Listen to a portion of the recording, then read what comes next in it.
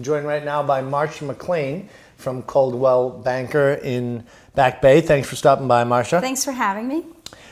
We're in a market right now. It's the middle of summer. A lot of people are on vacation. What's the market doing right now? Don't go on vacation, buy properties. No, but the reality is the market is slowing down because people are on vacation, and some sellers are still debating, do we list, do we not list? But if they have to sell, they're going to list it, and there aren't that many buyers competing for these properties. So you actually can get maybe a better deal, or you will just find something that potentially you weren't going to look at because you were away. So still a good opportunity. Do not give up. I actually think that this is a better time to be looking now and even going into the fall than competing and going for multiple offer situations in the spring. So a lot of the time people hear it's slowing down in the summer. There's not a lot of fresh inventory coming on. We're going to stop our search and jump back on in the fall. It's actually the exact opposite. This is when you should be fishing. I completely agree with that. And in fact, because so many people go away on the weekends, you actually have a better opportunity to put something under agreement during the week.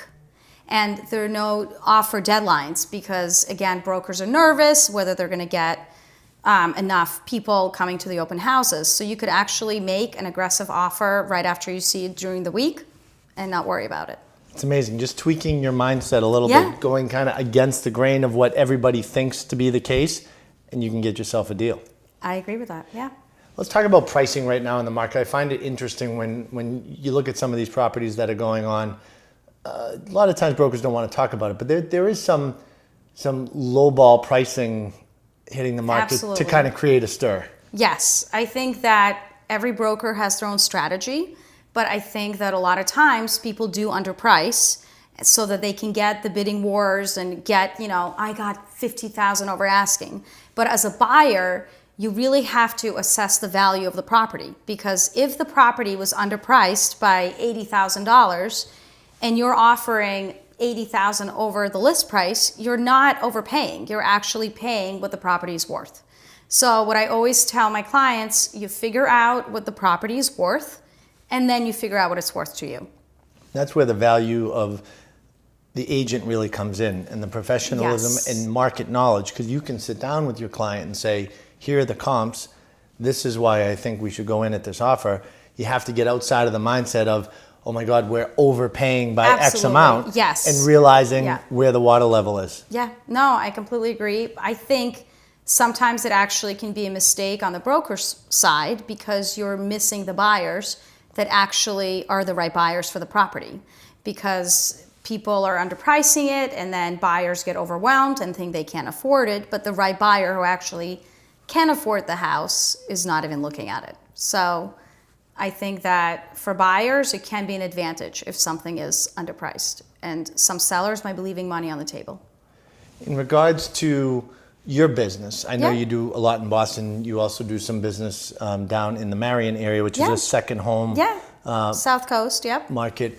How do those two markets differ? I mean, is it doing business in completely two different arenas, or is it similar? It kind of is. I mean, I think that the South Coast, Marion, Mattapoisett market, there actually right now is not that much inventory, but people are not, the sellers are actually willing to work with the buyers. They're not setting deadlines.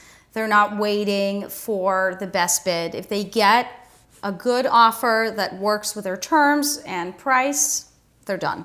Whereas I think in Boston, sometimes sellers hold out and really want that bidding war, or want more than they're listing, and then they get disappointed. So Marion is kind of easier sometimes. The Boston market is so tight right now. It is. And it's hard to navigate, especially if you're not working with a professional. It's so important to team up with a local professional that knows that market. For you, it must be refreshing. Boston's awesome, but it's nice to deal in a different market because it kind of balances everything out. You know what? Honestly, I love both markets. I think they are quite different, but I also think that Boston has its own, it's kind of exciting, and the buyers almost have better sense of gratification because they have to fight so They're hard. going to war to buy a property. Whereas in Marion, you get there and it's beautiful. It's a and you're leisurely stroll. Yes. Yeah. So just a different sense, but. Great information, Marsha. Thank you. And welcome. if they would like to reach out to you directly, what's the best way to do that? So it's marsha.mclean@anymoves.com and marshamacleanrealestate.com. Marsha MacLean, realestate.com. Check it out. And remember, we have more tips just like this right here on boston.com.